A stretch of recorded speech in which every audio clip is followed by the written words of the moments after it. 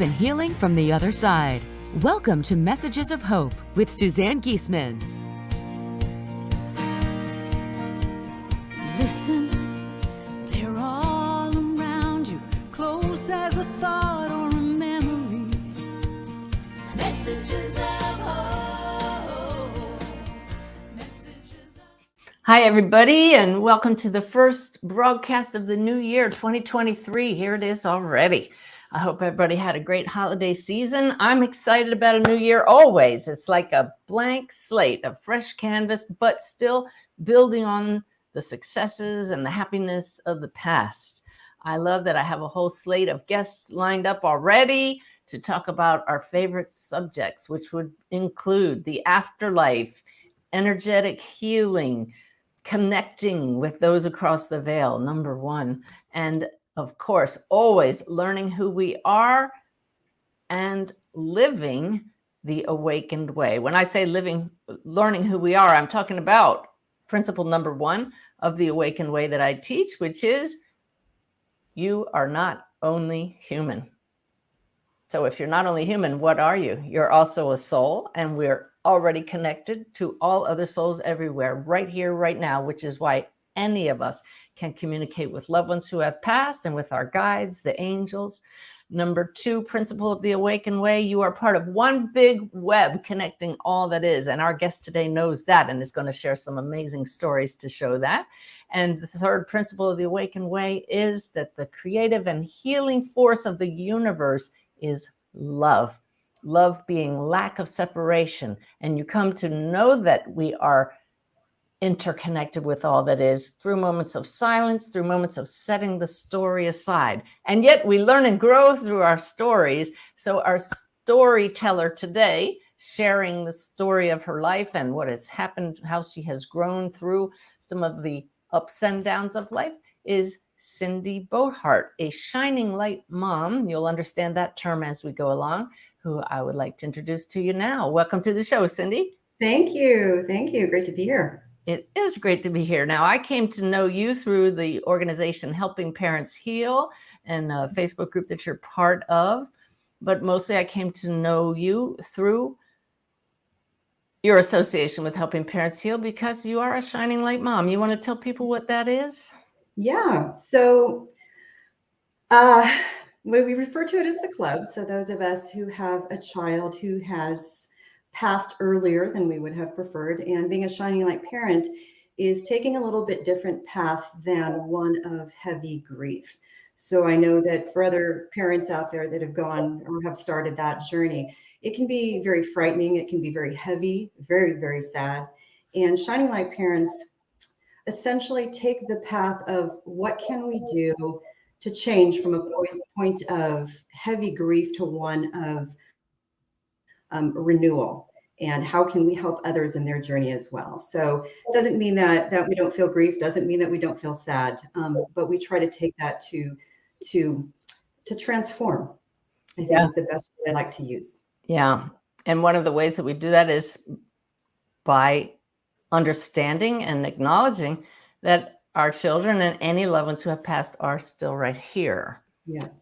So we're not making light of this at all because my stepdaughter Susan is across the veil, and I'd like you to share with us your story. And these stories always get a little heavy, but this show is Messages of Hope, so it is also filled with the hope that some of the stories you will share will bring us to that awareness that love never dies. So why don't you tell us how you came to be on this show today? Great. So about a little over 3 years ago, my son Joshua, who was 20 at the time, passed on in a tragic car accident, single car accident. And like anyone who loses someone, abrupt changes. And you spiral into a place where nothing looks the same. And also, if you would have asked me 3.5 years ago what I thought of the afterlife, what I thought of spirit, although I've always been a very spiritual person, I would have said, well, I don't know. I don't believe in talking with spirits. I don't believe in communication. So that was a big surprise for me, because within a couple days after my son's passing, he was clearly communicating with me in very humorous, very interesting ways that essentially reflected who he was as a person when he was here. And like anyone who was a skeptic, you start to ask the question, am I crazy? And as you ask that, right? And as you ask that question and you continue to get evidence of the answer, no, you are not crazy, at some point, you first make a choice to believe. And that's what I would share with anyone, whether you're a parent or you've lost another family member or friend. First is that choice to believe, and then you make the next step of the journey, and that's just a knowing. Let's talk about that. Let's talk about that for a second. I love that you said you make a choice to believe, because so many people just immediately said, well, that is crazy and I'm not going to pay attention. And so then you don't notice what follows. If you make that choice that, okay, I'm going to at least be open to this, then the incidents, the signs, the synchronicities, the messages just start adding up as they did for you. Yeah. And I think one of the best ways to reflect that, it was the week after his passing, and we were getting ready for his celebration of life. And we also did, he passed in a car accident. His car struck a tree. And so part of the celebration of life was a community walk to the tree. And the idea was to release grief from that spot. So there was a young lady that he cared about when he was still here in human form.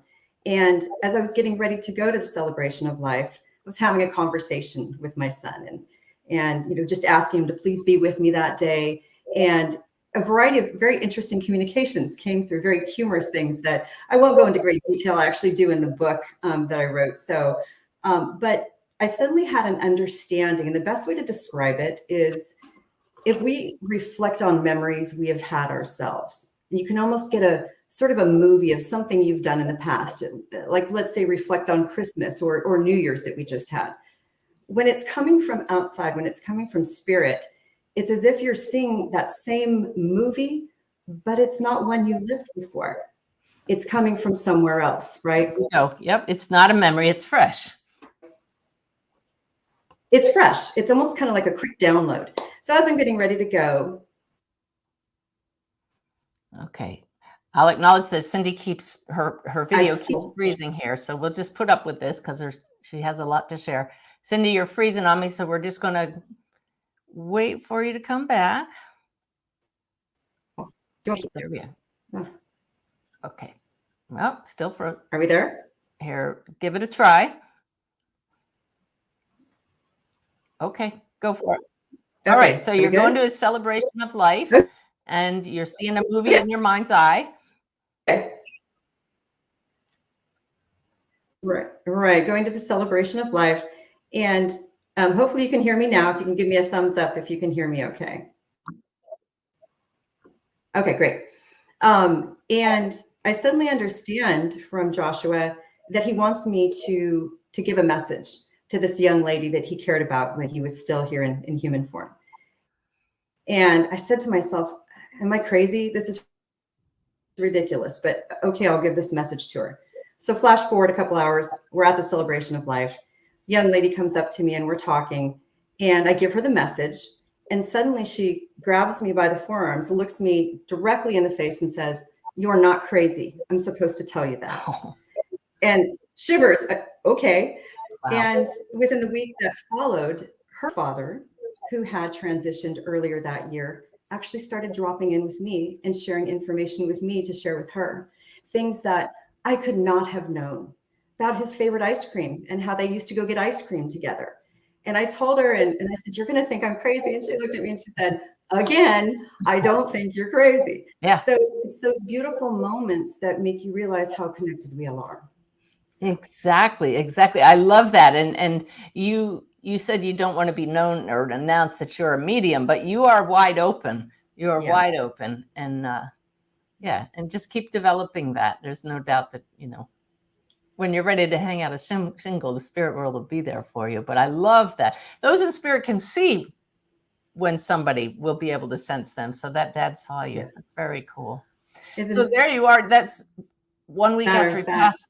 The celebration of life can be just traumatic, and most people can't even focus, but you're already talking to him. Yeah. Yeah. Yeah. Yeah. And yeah, it was pretty amazing. In the 3 years that's passed since then, he continually looks for amazing ways to step in. As a matter of fact, if I might share a story, he'll We bring love the up stories. So I love the stories. Oh, good. So these are beautiful, and each one has it's the best word I can use is the essence of who he was. So I would want to share with everyone, if they're a humorous individual while they're here, guess what? They're still very, very humorous, even more so because now they're free of any of the worries that they had here, and they just have so much fun. So if I could just interrupt, Cindy, this is yet another way that we know that this is not our imagination, and that's that you wouldn't have thought to bring through things in the way that they come to you. It's fresh and imaginative and creative. So you're not just pulling data out of the air. This is real-time, interactive conversation. Yeah, it is, and I'll share a couple. So one is my favorite story and how deep and creative they can get. So when Josh was here, I have a very good friend, my partner in life now, Tony. When one of my boys were very little, when Josh was very little, we took him and a bunch of his friends to play miniature golf. And there were a variety of colored golf balls, and I chose to take the white one. My partner, Tony, he said, well, why did you take the white one? And I said, because I want to give the kids I want them to have all the colored ones. And so he had coined the phrase, taking the white golf ball, to mean someone who lets others take before they do. So it's kind of more of a selfless person.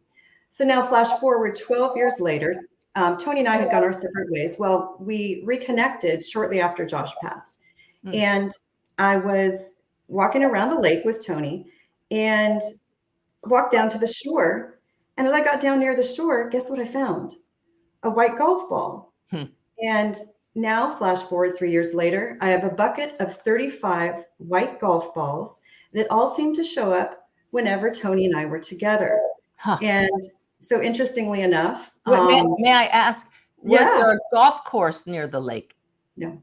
Oh, that's key right there. Absolutely. And then even my ex-husband, Josh's dad, started finding white golf balls in interesting places. He got lost on a hike one time and out in the middle of the woods found 3 golf balls leading toward the path.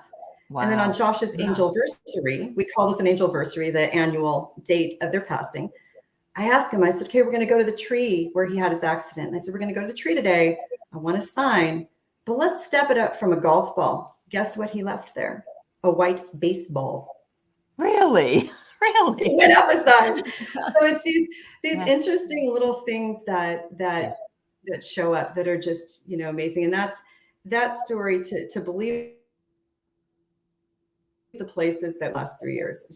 It's crazy. It's absolutely amazing. So yeah, and we use words like crazy, and that's just the vernacular. We know it's not crazy, and we know it's not silly, and it's absolutely just one of the wondrous ways that those across the veil show that they're here. You had another one? Yeah. Oh my gosh, I've got so many. So so you'll have to stop me. I love to share with others who are asking the question, if they're, if they're a little, number one, if their loved ones are out there. Number two, if the things that they're seeing are real or not. So again, Andy, who's Josh's dad, we started playing this little game where I'll meditate and I'll talk to Josh and I'll say, tell me what your dad's doing. Oh, that's the game I play all the time. Yeah. Guess who I got the idea from? So we started and Josh said, I like this game. And so one day meditating and Josh showed me a giant pearl. And I thought, well, that's kind of weird. And so I thought, well, maybe Andy bought his wife some jewelry or something. So I texted Andy and I said, why is Josh showing me a giant pearl? And he laughed and he wrote back and he showed me a picture. He was playing a computer game. And in the computer game, this character was standing in a room with a giant white pearl. Way to go, Josh. Way to go, Cindy, for getting the message. I said, okay, well, now why is he showing me a big giant red gem? It's like a glowing red ball. And he goes, no, strike out on that one. He texted me about 15 minutes later. It was further on in the game that was the red jewel. And so that was proof to us. And this happens all the time, that not only are they present here, they're present in the future. Yeah. You know, we talk about, right, no concept of time where they're at. So they can do this amazing forward, backward. And so we love playing that game because it's always very interesting to see what he's going to come up with and show us. So, Yep. And once again, shows that you weren't reading Andy's mind, that Josh saw that's what's coming up in what he's looking at. that's beautiful, proof, right?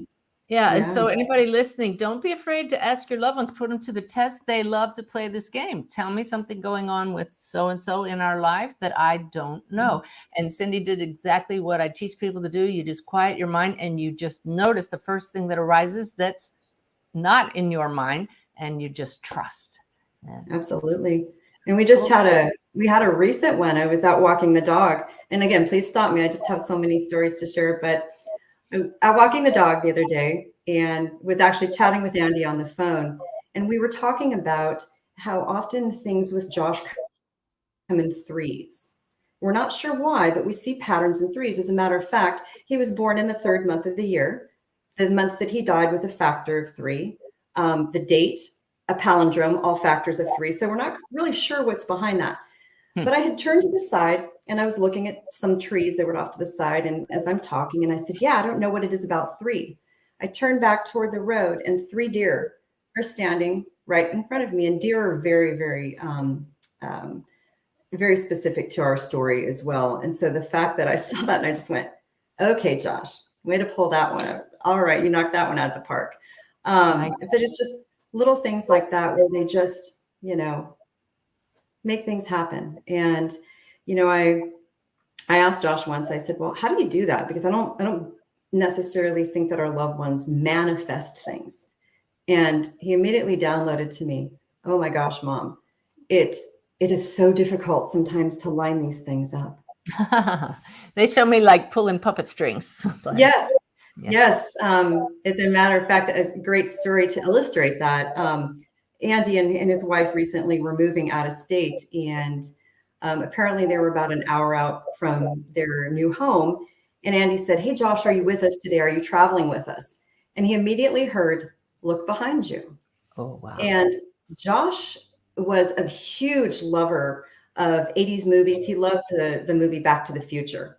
Oh. And so the DeLorean car was a very big thing to him. He had models and all sorts of stuff.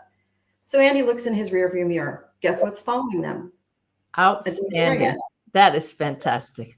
And it gets even better. They get to their new home.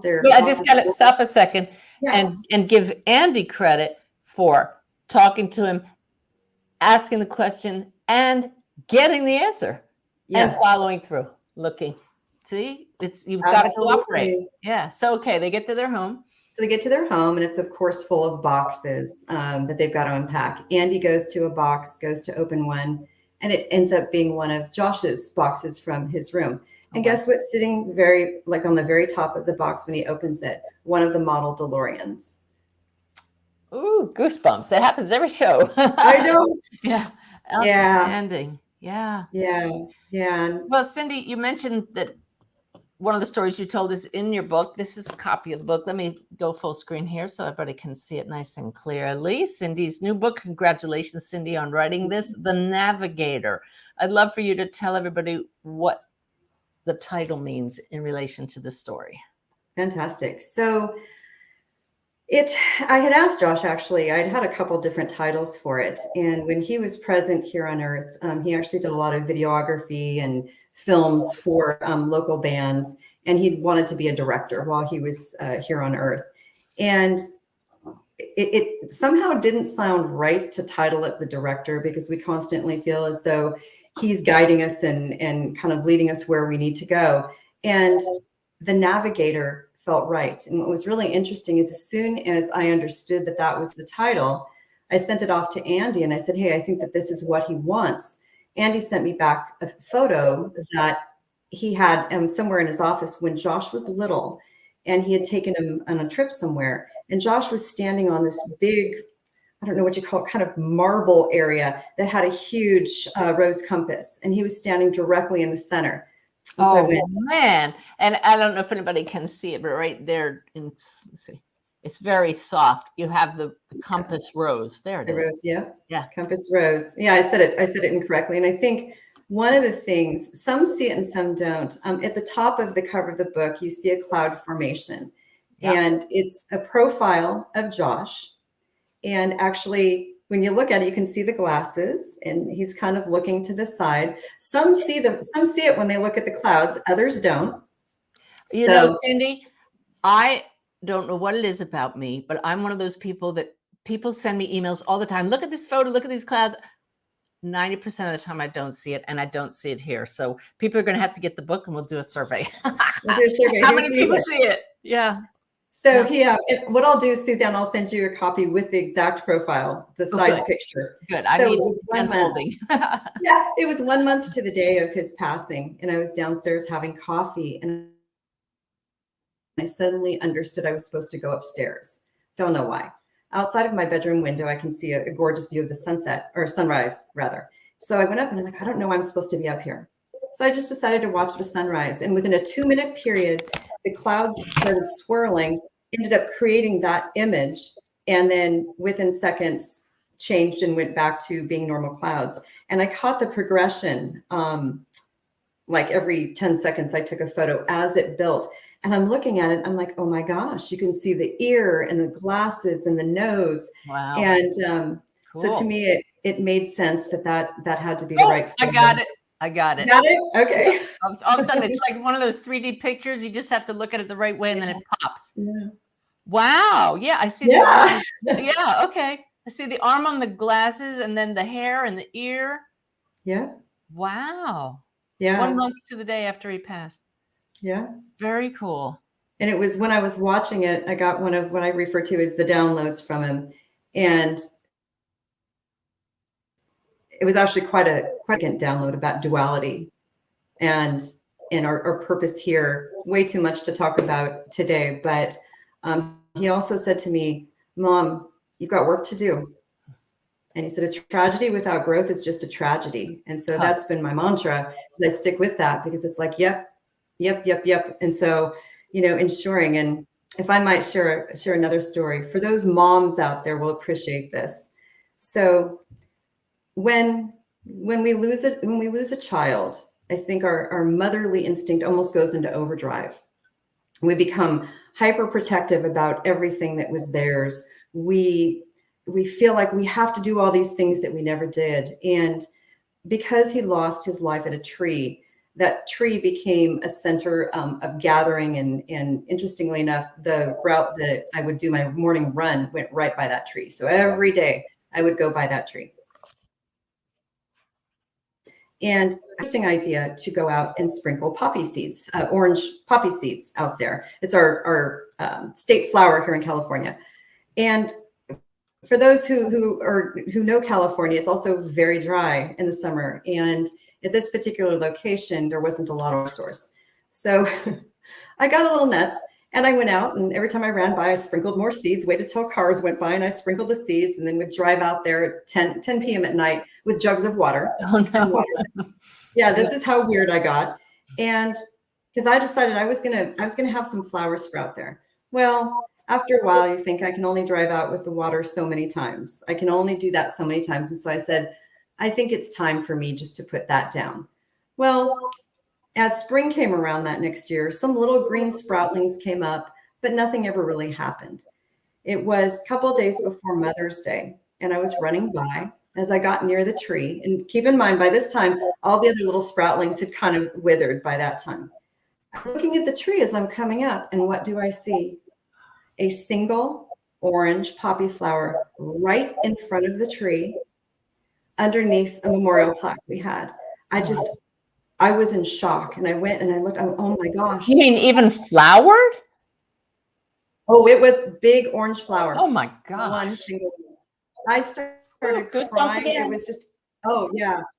And I went, wow. And then when I ran by that next morning, all the petals had dropped, which didn't surprise me because nothing else could bloom. And so I picked up the petals and I preserved them. But when something like that happens and you just think, there is no other explanation for that. Wow. And interestingly enough, the flower started in an area where I had not actually dropped the seeds. So obviously the wind, right, would blow, but they had a little help. And so things like that are incredibly special. Wow. Yeah. Now, I know I did a reading for Josh's dad, Andy. That's how I first came to know Josh, before I even met you. And we had a really good connection. He's a very strong communicator. Yeah. You in your book talk about interactions with several mediums, and I've really impressive stuff, really good evidence that they got. So tell me about working with mediums even when you already knew Josh is still with you. Did that change anything for you, or just expand, or what was your experience? Well, what I discovered was, every medium has something a little bit different, because usually I would depend on Josh, say, connect me with who I need to see next. And just like people, when we're here, right, we resonate with some people more than others, whether through business or friendships or what have you. And each person can bring something a little bit different. You may only have one hit from a medium, or you might not even have anything, but that's okay.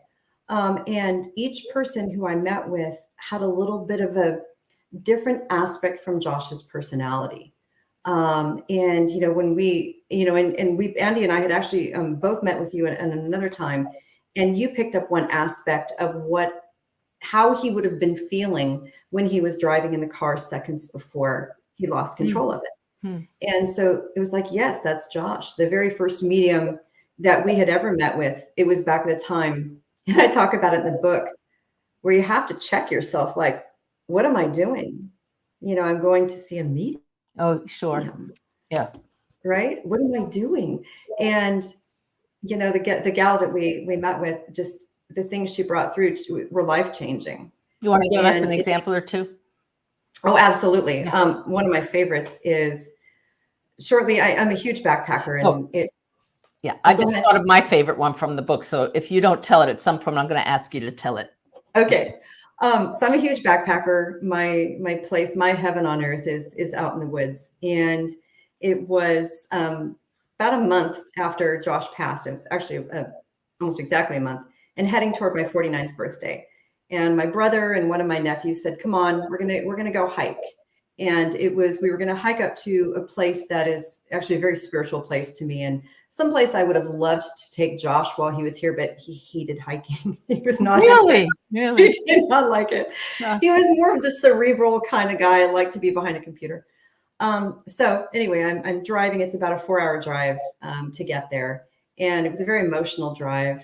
And as I neared Yosemite, Sure. yeah, and where I always feel that rush. Well, suddenly, it's the best way to describe it is just chills, yet you can actually feel energy against your skin.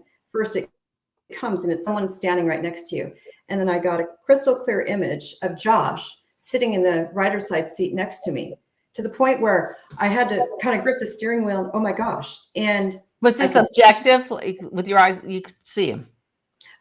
It was like, not in the way you mean, not like I'm seeing you now. Subjective. Right? Right. In your mind. Yes, in my mind, but it's like I could almost see it when I looked over there. I had to pull over at the side of the highway because it was so amazing. And I said, "Oh my God, Josh, you're here. You're here. Yeah. How are you here?" And he said, "Well, I always told you I'd go with you again someday. So let's do this."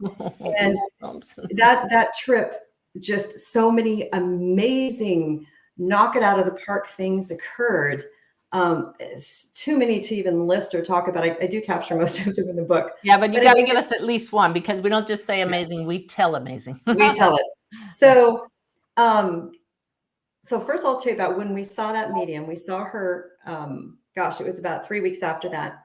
And she recounted what happened in the car while I was with him. I had told no one. No one of that.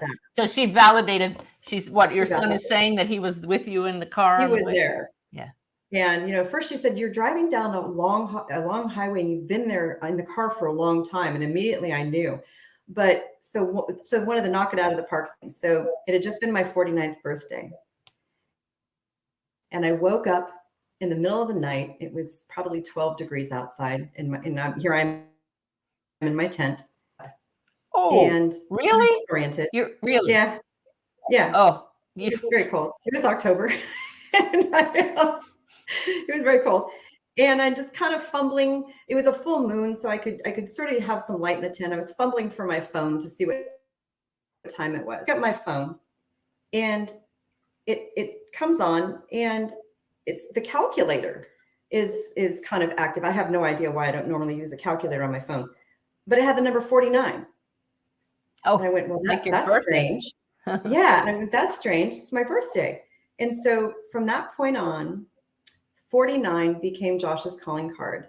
It could be middle of summer and I'm in the car and suddenly it'll flash 49 degrees. That number has been everywhere and anywhere. Funniest stories around it. And that became his calling card. And just a beautiful thing he does. And sometimes when I think, are we done with that one? I'll do something funny, or I'll look at a clock and it'll be 10:49 or 8:49, or he just brings it out in the weirdest places. But yeah, I love it. Reflecting on that.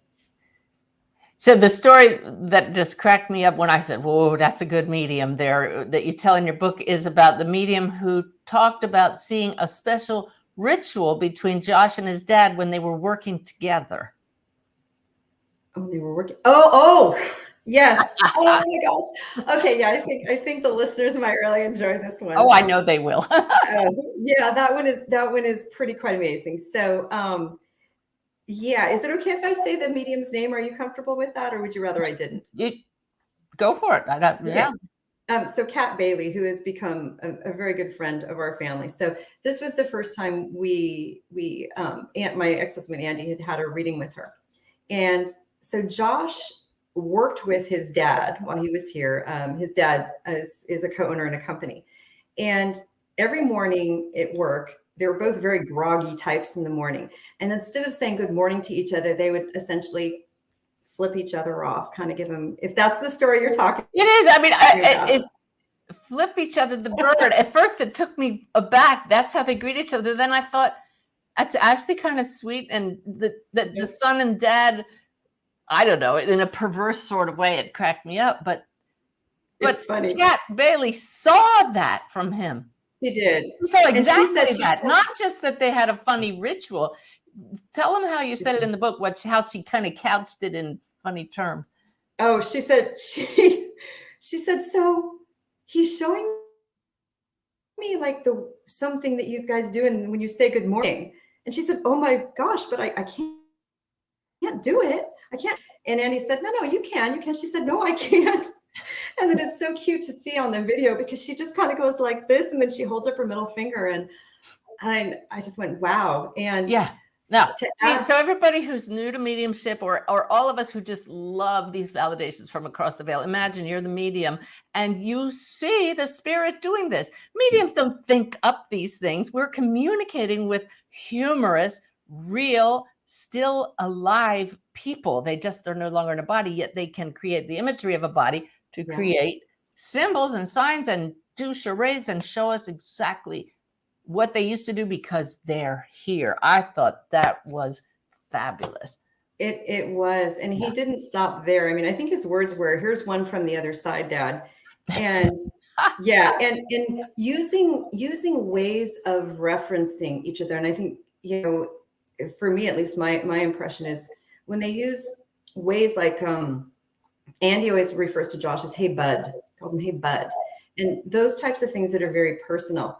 Well, later on in that reading, there was another item. So as a film producer, as a director, Josh really enjoyed the show, don't tell style of film, which means essentially you don't use a lot of dialogue, right? You don't use a lot of words. It's all visual.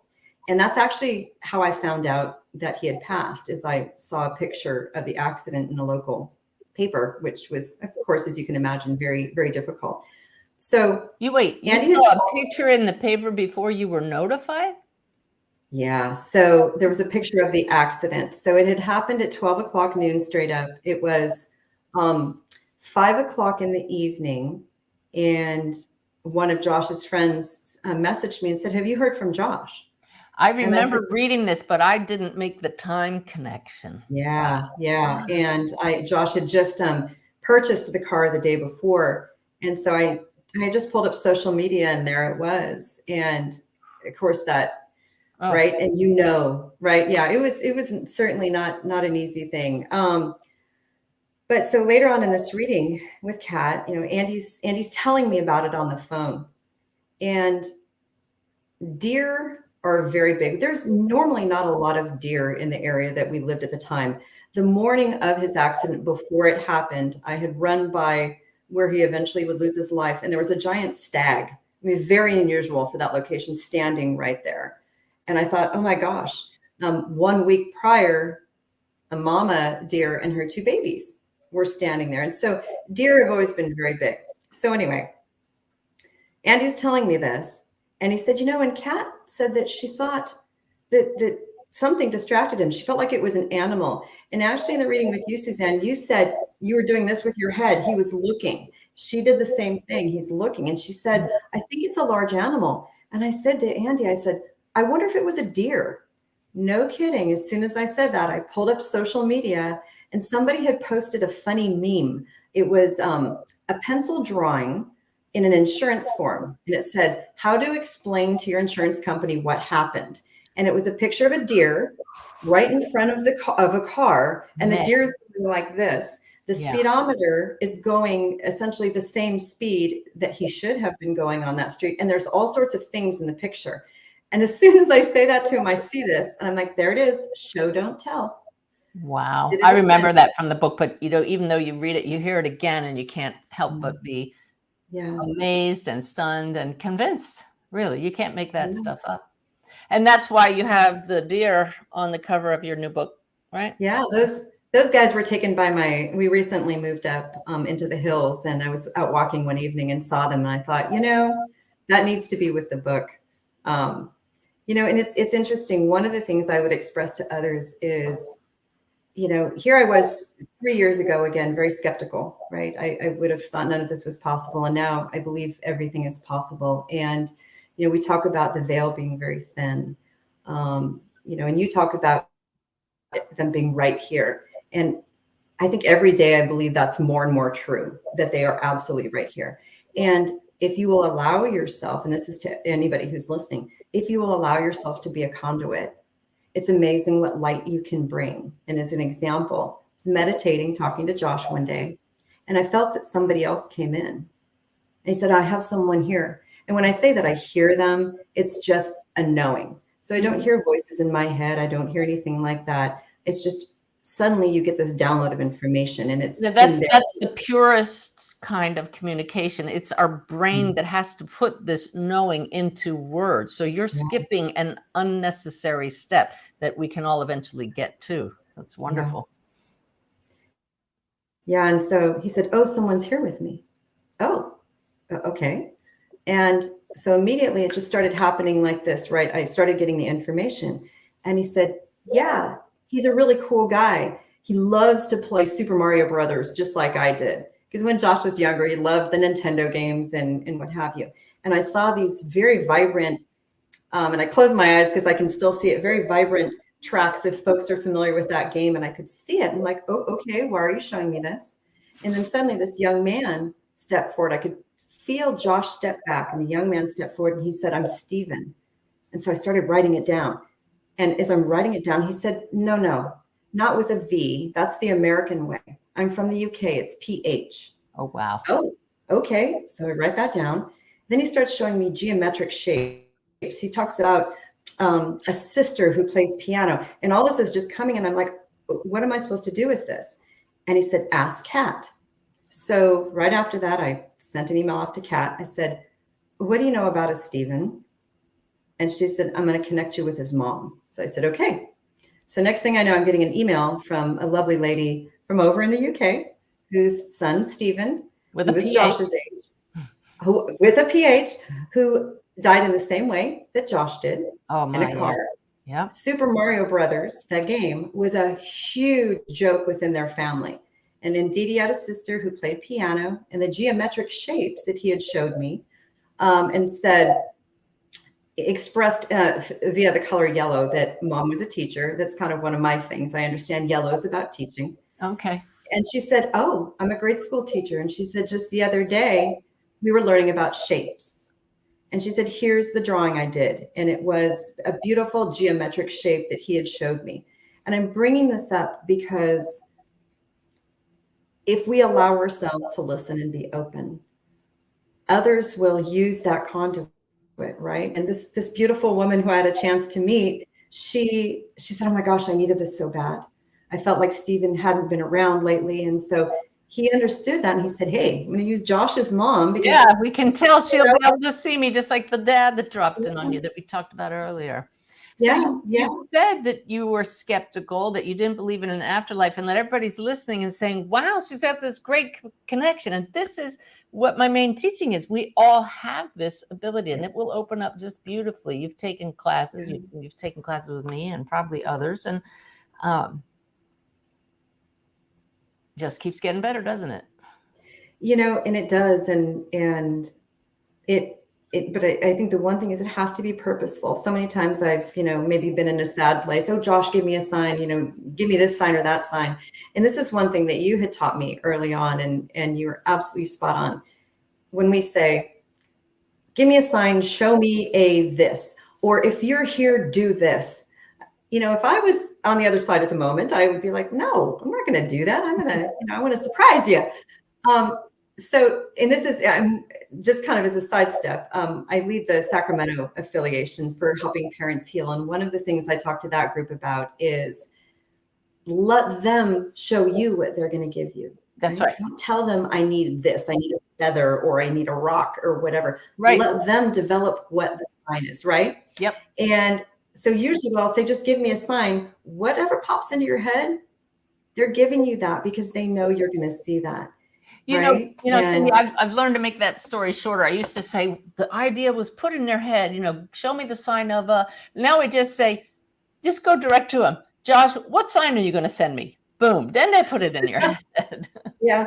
That's great because, and it's very true. It's very true. And I think, whether we state, give me a X or Y or Z, it's, all about our need to control, because it's like, this is scary, or we don't know what's going on, or we want to feel okay. And I think that as long as we can get to a place of, we are okay, we're all okay, and just give me, what are you going to show me today? To your point, what are you going to show me today, Josh? What do I need to understand? What do I need to see today? What's my learning? Right. Yeah. So I know that's part of why you wrote the book, The Navigator. You've done a really good job of not getting mired in the grief, yet it's very necessary to share that part of the journey. You did it very beautifully. What, besides sharing Josh's story, honoring his life, what was your main goal in writing the book to help? In what way to help people? That's a really great question. Quite honestly, it initially started out, I didn't want to lose the memories of that time right after, right? Because when you've got that early grief, I was afraid of losing those moments. I was afraid of somehow something passing. So I just started writing everything down that I could. And then I literally woke up one day and understood that it was supposed to be a book. And so many times I would come into my computer because, gosh, before this, I've always loved to write, but I wouldn't have known how to put a book together. I would sit at my computer and I would feel almost as if his hand was over mine. And I'd say, okay, I'm not sure where to go next. And then again, I would get those downloads. Here's where you need to go. Here's where you need to go. This is relevant. Nope, scrap that, mom. Nobody cares about that. Put this in here. And so to answer your question a little bit more directly, we all have a journey, whether it's a child, whether it's a parent, a friend, we all experience the loss of a loved one. We all feel tremendously alone when that happens. And the primary goal of this book was for people to say, wow, someone else understands. Yeah, okay, I was there. I get that. And well, hey, if I can resonate with this woman, Cindy, who was a skeptic and and who went through that same feeling of grief, and she can make that crosswalk over to this place, maybe I can too. And every person is drastically different. And the one hope is that there's one thing, even one tiny thing in this book that many people can resonate with and help light their journey forward. And that's the purpose of it. Well, it's been proven that just reading the stories of other people of an afterlife or of connection across the veil opens us to the possibility of us having that experience. You have to be open to notice. You need to believe to connect more clearly. So open-minded, and your book does that beautifully because your stories are so credible and mind-boggling. It's wonderful. I love how Josh has done that for you. Yeah, and I would encourage everybody who wants to have that connection to sit and talk with them. And I think I wrote this down because I didn't want to forget this. This is something new that's come up for me, kind of a new tool I've used. It's incredibly important that when you see a sign, stop what you're doing and say, I see you. I say, I see you, Josh, or I hear you. And even though they're aware of what we're doing and they can see that we see it, by acknowledging that, you're telling them, that's a good way that I can hear you. Keep doing that. Yeah. And so I've started, especially the HPH group, I'm like, okay, you guys got to get into a habit of doing this. That's Helping Parents Heal. For anybody that came in late, HPH, helpingparentsheal.org. Check it out. Yes. Yeah, just I see you, I hear you, thank you, and make that space to talk to them, right? They're here, they see what you're doing. They're part of it probably more than they were when they were walking the earth, because when we're all here in this story that we're living, we're so distracted by everything. And I do believe, I go past believing to knowing that they absolutely are right here and continuing this journey with us. Not that they don't have their own journey that they're continuing. Yep. And I think that's another point I would want to share with everyone. Good. Yep. One is, if often I hear from parents, they say, and again, this isn't just about grieving parents, it can be for anyone, that especially with the new year, I've heard a lot of, well, I feel like I'm leaving them further behind. I'm leaving them further behind. And I say, well, think about it this way. I think about my youngest son, who just turned 20, who's still here in the human story. And I say, well, in the last 3 years, he's moved forward, he's changed, he's grown, he's evolved here. Why would I think that Josh hasn't as well? That's right. Probably quite quickly. Yeah. And so you can't continue, you shouldn't continue to connect with who they were then, because they're far past that. Yeah. Seek to build a new relationship, right? Seek to build that new relationship. It's a new relationship. It's beautiful. And that's what I tell everybody. You move forward with them. Yes. They'll show up as you remember them when you cross the veil, even if it's 50, 60 years from now, they'll appear and you'll know who they are at a soul level. But then they'd just morph into however you all want to look. But you move forward together. That's a really good point. And I'm so glad you made that. Anything else you wrote down that you wanted to be sure to talk about before we?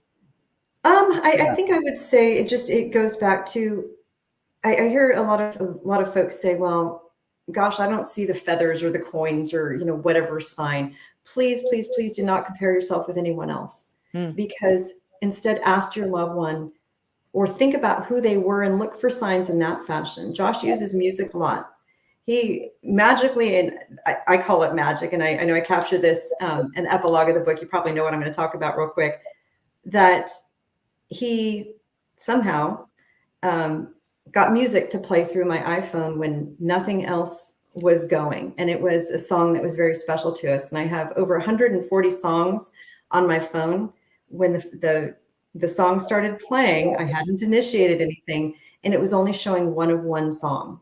And just those magical moments where he knew I would hear that.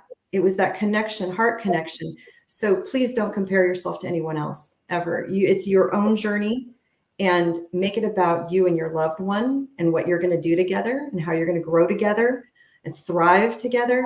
And just don't compare with others' journeys, because yours is your own.